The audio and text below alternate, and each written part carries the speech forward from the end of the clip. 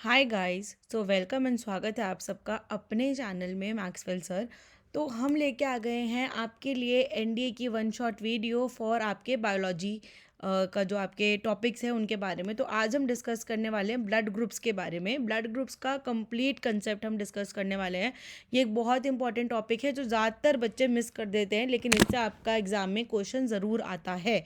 ठीक है। चलिए चलते हैं हमारे पहले टॉपिक पे जो है आपका ब्लड ग्रुप्स। तो अब हम बात करेंगे कि ब्लड ग्रुप्स आखिर होते क्या हैं। ठीक है।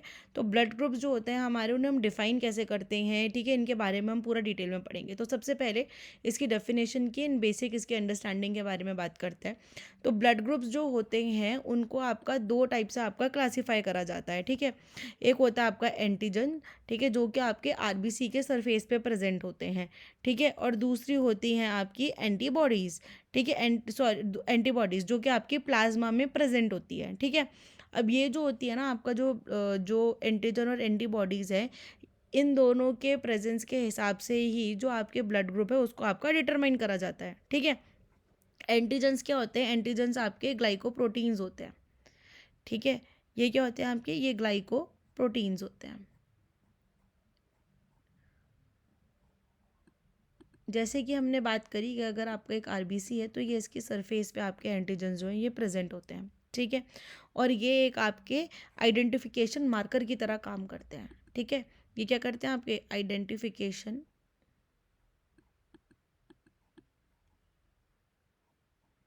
मार्कर की तरह पे आपका काम करते हैं। ठीक है। आइडेंटिफिकेशन मार्कर क्या हुआ आपका कि भाई देखो, जैसे आपको एक आइडेंटिटी कार्ड मिलता है कॉलेज में। ठीक है। जब आपने वो आइडेंटिटी कार्ड अपना दिखाते हो, अपना आईडी कार्ड आप अपने कॉलेज के गेट पे दिखाते हो, तो आपको कॉलेज में एंट्री मिलती है, वरना आपको एंट्री अंदर नहीं मिलती। तो इसी तरह से ये जो एंटीजन होता है ये आपके ब्लड ग्रुप का एक आइडेंटिटी कार्ड होता है, एक आइडेंटिफिकेशन मार्कर होता है। ठीक है। एंटीबॉडीज़ जो होती हैं आपकी, ये आपकी इम्यूनोग्लोबिन्स होती हैं। ये क्या होती हैं? आपकी इम्यूनोग्लोबिन्स। ठीक है। ये जो है आपकी प्लाज्मा में प्रेजेंट होती हैं। प्लाज्मा में कैसे प्रेजेंट होती हैं? जैसे प्लाज्मा में हमारे रेड ब्लड सेल्स होते हैं, वाइट ब्लड सेल्स होते हैं, तो वही हमारी एंटीबॉडीज़ होती हैं। हमारे वाइट ब्लड सेल्स जो होते हैं वो आपके एंटीबॉडीज़ बनाने के लिए रिस्पॉन्सिबल होते हैं। ठीक है। और ये क्या होते हैं? सिक्योरिटी गार्ड होते हैं आपके, जो प्लाज्मा में प्रेजेंट होते हैं। जैसे मैंने बताया कि ये आपके वाइट ब्लड सेल्स बनाते हैं। ठीक है। ये आपके इम्यूनोग्लोबिन्स होते हैं। ठीक।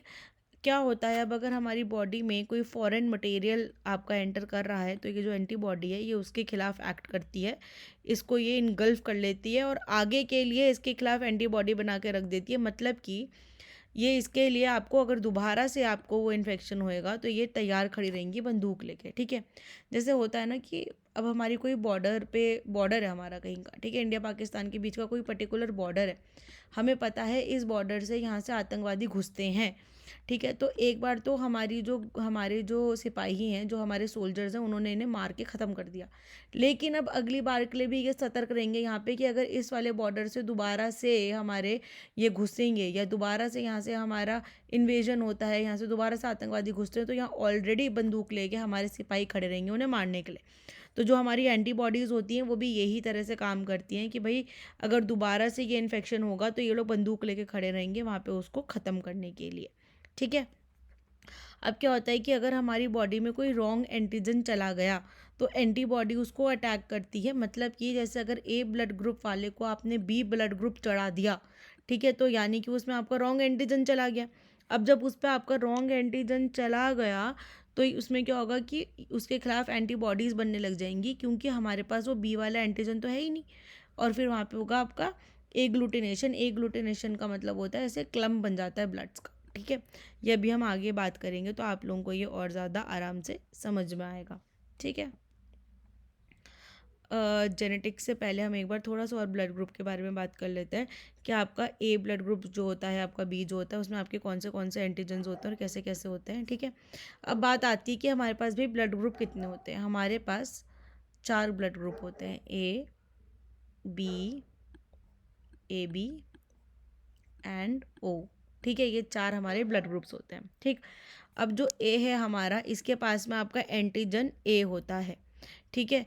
और इसमें जो आपकी एंटीबॉडी होती है वो आपकी कौन सी होती है? इसमें एंटीबॉडी एंटी बी प्रेजेंट होती है। ठीक है, एंटी बी, मतलब कि बी के खिलाफ इसमें एंटीबॉडी है। ठीक, ऐसे ही जो आपका बी ब्लड ग्रुप होता है उस पर क्या प्रेजेंट होती है आपका, उसमें जो आपका एंटीजन प्रेजेंट होता है वो आपका बी एंटीजन होता है, और जो इसमें एंटीबॉडी होती है वो होती है एंटी ए। ठीक है, एंटी ए इस पे प्रेजेंट होती है। ठीक, इसका मतलब ये है कि अगर ए ब्लड ग्रुप एंटर करा तो ये जो है एंटीबॉडी एंटी ए उसको खा जाएगी। ठीक, अब जो हमारा ए और बी ब्लड ग्रुप होता है, ठीक है, इसमें आपका एंटीजन ए और बी दोनों प्रेजेंट है। क्यों प्रेजेंट है? क्योंकि इसमें ए बी दोनों टाइप के हैं, इसलिए इसका नाम ए बी है। जो एंटीजन्स होते हैं आपके वही आपके ब्लड ग्रुप के नाम होते हैं। ठीक है, इसलिए जो ए बी आपका ब्लड ग्रुप है इसमें दोनों एंटीजन प्रेजेंट है। अब भाई इसमें अगर आपका ए एंटीजन है और बी एंटीजन भी है तो ऑब्वियस सी बात है कि इसमें एंटीबॉडीज़ कोई भी नहीं होंगी, क्योंकि अगर इसमें दोनों में से एक भी एंटीबॉडी होगी तो वो तो इसको खा के ख़त्म कर देगी, अपने ही खिलाफ वो एंटीबॉडीज़ बनाने लग जाएगी। ठीक है, तो इसलिए इसमें कोई भी एंटीबॉडी नहीं होती। एंड जो आपका ए बी होता है ये आपका किसी से भी ब्लड रिसीव कर सकता है, ये आपका यूनिवर्सल रिसीवर होता है, इसको कोई भी ब्लड ले सकता है। ठीक है, किसी का भी ये ब्लड ले सकता है, लेकिन डोनेशन अगर आपको देनी हो तो फिर वो ए बी सिर्फ ए बी को ही डोनेट कर सकता है। ठीक है, लेकिन ये रिसीव किसी से भी कर सकता है ब्लड। ठीक है, अब दूसरी बात आती है ओ की। ठीक है, अब जो ओ है आपका, ओ में क्या होता है आपका कि ओ में आपका कोई भी एंटीजन प्रेजेंट नहीं होता। ओ मैंने ज़ीरो, इसमें कोई एंटीजन नहीं है। अगर इसमें कोई एंटीजन नहीं है तो यानी कि इसमें दोनों एंटीबॉडीज़ प्रेजेंट है, इसमें एंटी ए और एंटी बी दोनों एंटीबॉडीज़ प्रेजेंट है। ठीक है, अब देखो इसमें कोई एंटीजन नहीं है, कोई एंटीजन नहीं है तो अगर मैं ये ए पे चढ़ाऊँगी तो भी इस पर कोई एंटीबॉडी रिएक्ट नहीं करेगी, बी पे चढ़ाऊँगी तो भी कोई रिएक्ट नहीं करेगी, और ए बी पे चढ़ाऊँगी तो भी कोई रिएक्ट नहीं करेगी। लेकिन इस पे एंटीजन दोनों के दोनों प्रेजेंट है, तो अगर ओ वाले इंसान को मैंने ए ब्लड ग्रुप चढ़ा दिया तो उस पर एग्लूटिनेशन होने लग जाएगा, उसकी एंटीबॉडी जो ये ए है ये रिएक्ट करने लगेगी। अगर मैंने बी चढ़ा दिया तो भी उसकी एंटीबॉडी बी जो है वो रिएक्ट करने लगेगी, और ए बी चढ़ा दिया तो भी ये रिएक्ट करने लगेगी। इसलिए ओ जो है ये यूनिवर्सल डोनर है, लेकिन ये खून सिर्फ अपने वाले से ही ले सकता है। ऐसे ही ए बी जो है ये आपका यूनिवर्सल एक्सेप्टर है, लेकिन ये डोनेट सिर्फ ए और बी के लिए ही कर सकता है, ये किसी और के लिए डोनेट नहीं कर सकता। ठीक है, चलो अब हम आगे चलते हैं आपका। ठीक है, अब आगे हमारे पास है आपका genetics of A B O. ठीक है, अब genetics of A B O का क्या है सिस्टम आपका कि भाई अब हम थोड़ी सी ये बात करेंगे कि ये जो आपका ए बी ओ सिस्टम होता है ये क्या होता है। ठीक है, अभी जैसे हम लोगों ने आपका डिस्कस करा था, अब यहाँ पे हम क्या बात कर रहे हैं, यहाँ पे हम थोड़ी जेनेटिक टर्म्स में बात कर रहे हैं।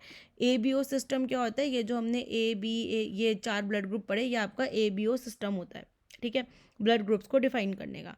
एज पर दिस, जैसे हमने बात करा था, हमारे 4 टाइप के ब्लड ग्रुप्स होते हैं, ए होता है, बी होता है, ए बी होता है और ओ होता है। ठीक है, अब यहाँ पे पीछे तो हमने बात करी थी आपके एंटीजन और एंटीबॉडीज़ की। ठीक, अब हम जो बात करने वाले हैं, अब हम बात करने वाले हैं आपके कि भाई ये जेनेटिक्स इसमें कौन सा रोल प्ले करते हैं, इसमें आपके जीनोटाइप वगैरह क्या होते हैं।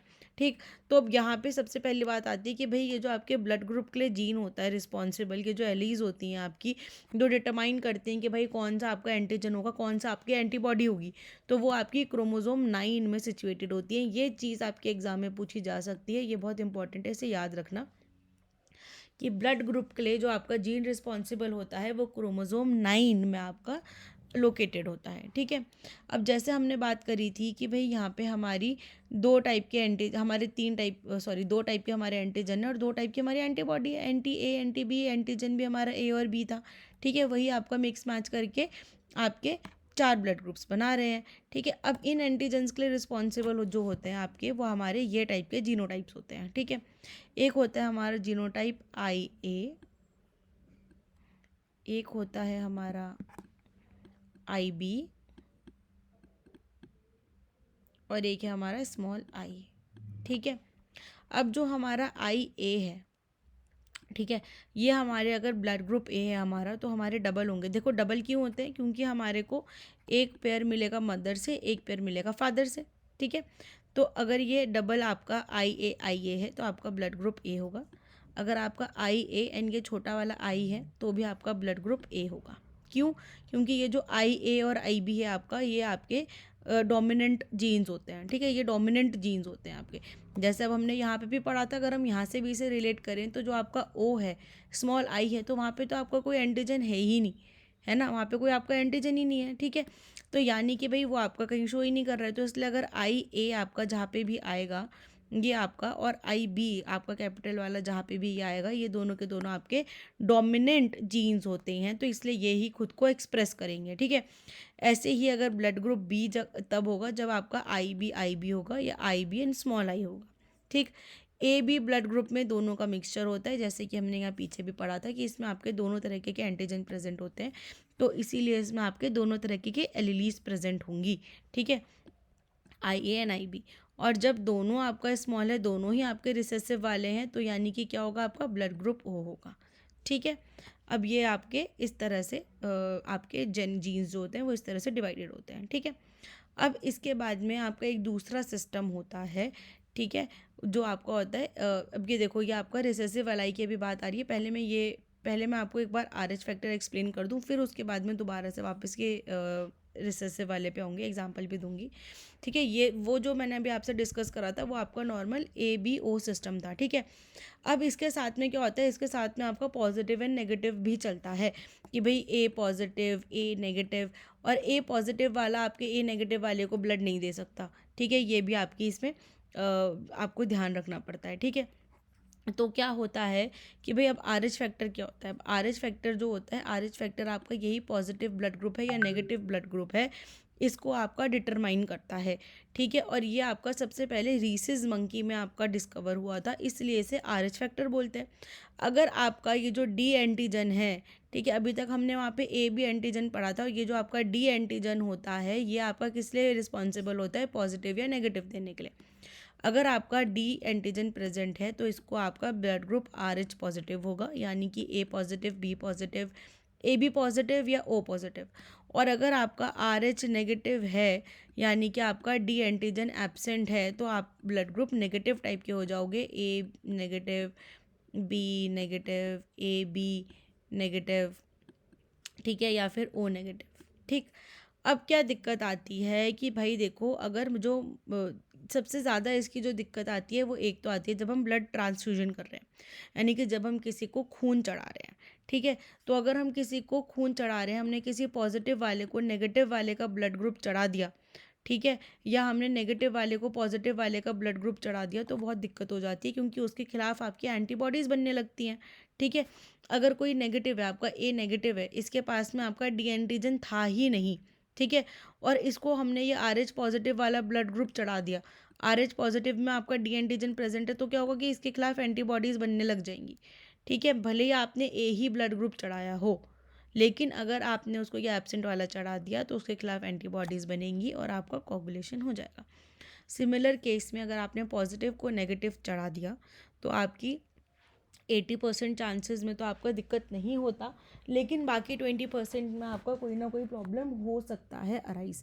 तो इसलिए हमेशा पॉजिटिव को पॉजिटिव का ही ब्लड ग्रुप चढ़ाते हैं और नेगेटिव को नेगेटिव का ही ब्लड ग्रुप चढ़ाते हैं, ठीक है। दूसरी जो इसकी कॉम्प्लिकेशन होती है वो प्रेगनेंसी के टाइम पे बहुत ज़्यादा होती है। अगर जो आपकी मदर है वो आर एच नेगेटिव है, मतलब कि उस पर डी एंटीजन नहीं है, लेकिन जो बेबी है आपका वो आर एच पॉजिटिव हो जाएगा, ठीक है। अब ये किस वजह से होता है, ये आपका इसकी वजह से होता है कि मान लो कि अगर आपका फादर पॉजिटिव था और मदर आपकी नेगेटिव थी, तो हो सकता है कि जो उनका नेगेटिव वाला जीन है वो आपका डोमिनेट कर गया, इसकी वजह से जो आपका बेबी था वो पॉजिटिव हो गया, ठीक है। अगर फादर का पॉजिटिव जो था जीन उसको ओवर पावर कर गया तो, ठीक। अब क्या होता है कि भाई, क्योंकि देखो मदर का जो ब्लड है, जब प्रेगनेंसी होती है तो क्या होता है कि मदर एंड बेबी के बीच में आपका ब्लड भी ट्रांसफ़र होता है, उसी के थ्रू बेबी को सारे पोषण तत्व मिलते हैं और बेबी के बॉडी में से जो टॉक्सिक होते हैं, जो उसका वेस्ट मटेरियल होता है वो बाहर निकलता है, ठीक है। तो क्या होगा कि जब आपके वूम से, आपके प्लेसेंटा से जो ब्लड आपका आर एच ये पॉजिटिव वाला है ये मदर को वापस से मिलेगा, तो मदर की बॉडी जो है वो एंटीबॉडीज़ फॉर्म करने लग जाएगी। फर्स्ट प्रेगनेंसी में इतनी दिक्कत नहीं आएगी, लेकिन जो नेक्स्ट प्रेगनेंसी होती है वो आपकी बहुत डेंजरस हो सकती है for mother and baby both. क्यों? क्योंकि हमने बात करी थी एंटीबॉडीज़ क्या होती हैं, गार्ड होती हैं हमारी, ठीक है, गार्ड होती हैं वो। तो जैसे ही उसको पता है कि भाई इस तरफ से आपका दोबारा से कोई घुस सकता है, वो यहाँ पे बंदूक लेके पहली खड़ी रहती है। तो नेक्स्ट प्रेगनेंसी में वो जो फीटस होता है, जो बेबी होता है, वो उसको as a pathogen, as a pesticide, उसको पैरासाइट सॉरी उसको डिस्कवर करने लगती है और उसके खिलाफ एंटीबॉडीज़ बनाती है। ठीक है, इसको आपका हीमोलिटिक डिजीज़ कहते हैं, जो आपकी न्यूबॉर्न बेबी में हो सकती है। इसको आपका प्रिवेंट करने के लिए एंटी डी का इंजेक्शन दिया जाता है। ये जो आपका एंटी डी का इंजेक्शन होता है, यह आपका एंटीबॉडीज़ का फॉर्मेशन प्रिवेंट करता है। ठीक है, अब रही बात ये, अब हम आ जाते हैं एक बार रिसेसिव और जो आपका वो होता है, क्या बोलते हैं, रिसेसिव। एक तो रिसेसिव एलीली होती है आपकी और एक डोमिनेंट एलीली होती है। ठीक है, जैसे कि मैंने बात करी थी कि जो आई बी है और कैपिटल आई ए है, ये दोनों आपके डोमिनेंट एलीज हैं।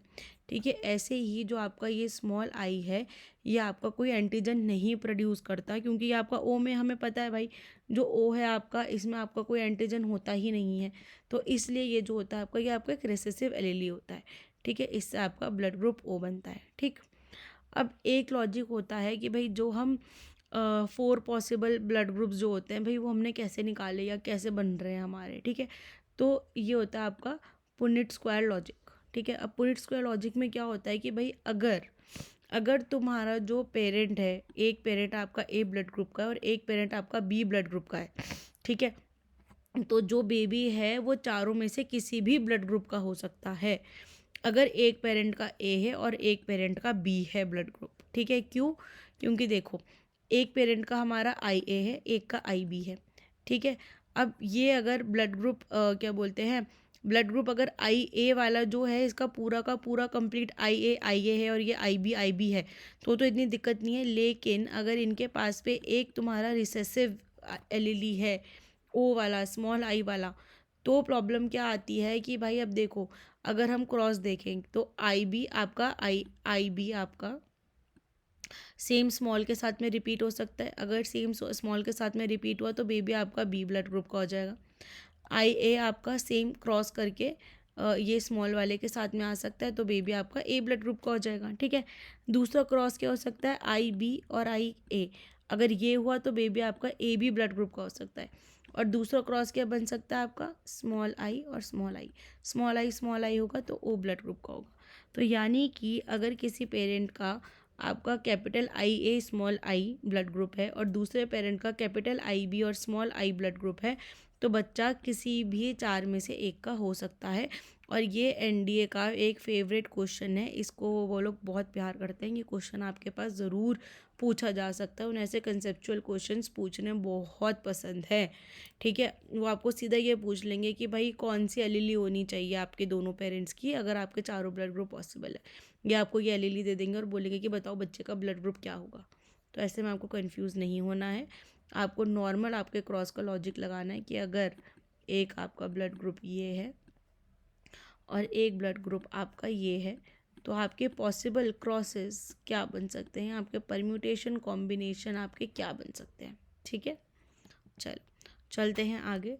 अभी तक हमने ये पढ़ा कि भाई आपके ब्लड ग्रुप्स हम कैसे डिफाइन करते हैं, कैसे होते हैं। अब थोड़ा सा हम ज़रा ब्लड ट्रांसफ्यूजन के बारे में पढ़ लेते हैं कि भाई हम आखिरकार ये सब चीज़ें इतनी पढ़ क्यों रहे हैं।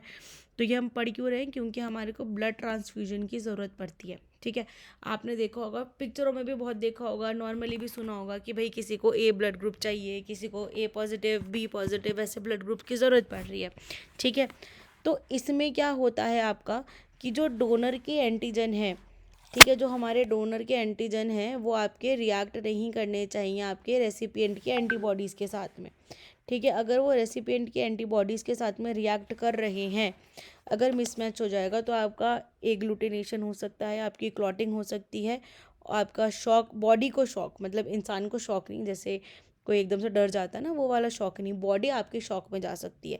बॉडी शॉक में जाती है, इसका मतलब क्या होता है, मल्टीपल ऑर्गन फेलियर।